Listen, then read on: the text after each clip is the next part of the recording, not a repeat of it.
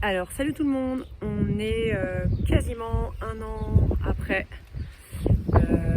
les premiers résultats des traitements foliaires pour gérer les maladies des vignes.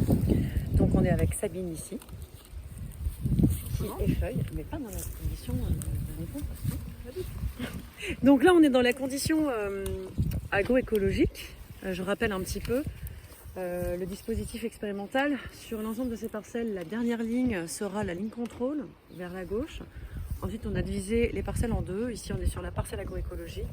Et tout en haut, on est sur la parcelle qui va faire l'expérimentation de spray foliaire pour développer des stratégies de management des maladies.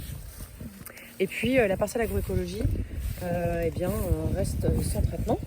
Donc on a eu quand même, comme d'habitude, mais je crois que c'est pire qu'en 2023, on a eu un mois de mai qui a tous les records de pluviométrie. Ouais, qui bat tous les records de pluviométrie. Alors, je te laisse constater, on va faire en sorte que la vidéo soit assez courte. Moi, ce que je vois déjà, c'est une différence de couleur. On verra ça plus tard par rapport au traitement que j'ai fait. Qu'est-ce que tu vois toi par rapport aux vignes d'en bas et depuis 2 ans?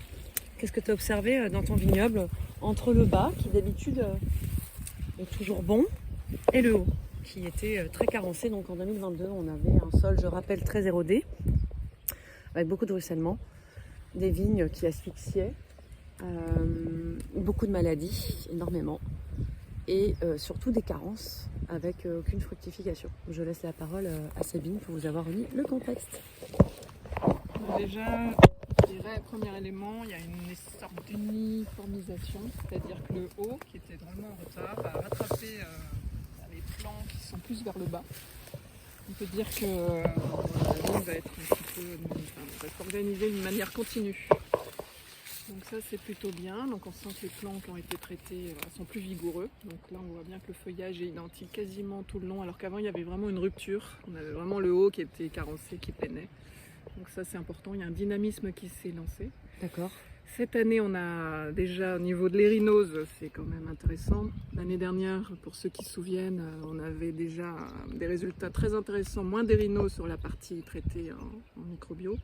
Et la partie du bas qui en avait beaucoup qui peinait. Et là, cette année, on sent que d'une manière générale, l'érinose chute.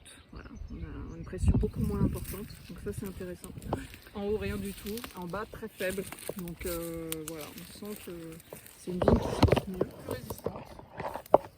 Et surtout, le feuillage. Ouais. Cette année, c'est une année particulière. À la fois, il fait un peu beau et ensuite très pluvieux, très humide. Et on a un feuillage florissant, verdoyant.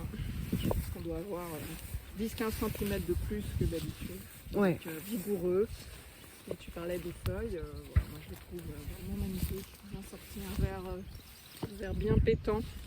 Alors, moi je remarque des fois des différences de couleur entre en bas, où ça va être un peu plus vert clair, et puis ça va être moins développé.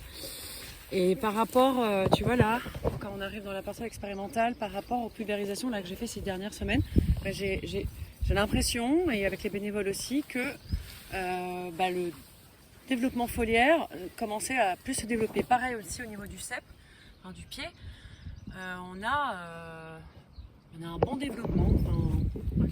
Il y a quelque chose qui s'est passé au niveau de la texture des feuilles. Tu filmes à partir de ça. Là, on était déjà content de la taille du feuillage. Et là, on va passer à la zone expérimentale. Donc on a 30 cm de plus. 30 cm de plus. Là, on est sur la même variété, bien sûr. Sinon, ça ne marcherait pas. Donc, sur une même variété, on a déjà pris on est à 40 cm quasiment. Donc, ça peut aller avec les indicateurs que j'ai présentés la semaine dernière, qu'on appelle indicateurs SLA et LDMC, qui vont consister en fait à être un indice de productivité où on va voir comment est-ce que la plante va pouvoir capter des nutriments et créer une bonne biomasse végétale qui sera composée que de bons nutriments, ou est-ce que ça sera composé par exemple que principalement d'eau et de très peu de nutriments. Et on a une différence significative sur cet indicateur déjà, et on le voit donc, ça se traduit visuellement. Ouais, moi je les trouve très belles les pépettes. Ouais, le feuillage est vraiment bien cuirassé un peu. Très cuirassé, ouais. Alors j'avais peur pour l'odium et le mildiou pour l'instant, parce que vu qu'on n'arrête pas d'avoir chaud, froid, chaud, froid, chaud, froid, pour l'instant... Alors, on est sur les conditions optimales pour le développement des maladies cryptogamiques. Et là, on a rien. Ou alors, tu me disais avoir vu une tache. Moi, pour l'instant, j'ai rien vu, mais peut-être perdu dans le feuillage. Mais on est sur une plante très vigoureuse. Ouais. Mais en tout cas, là, on n'enregistre pas de maladie pour l'instant. Et on est début juin. Demain, on est début juin. Et bien super, merci pour ces résultats. Une petite vision. Bah, merci à toi de prêter ton vignoble. Merci à la nature, à la vigne. Ah ouais, merci au petit microbe. Sur ce, salut, ciao.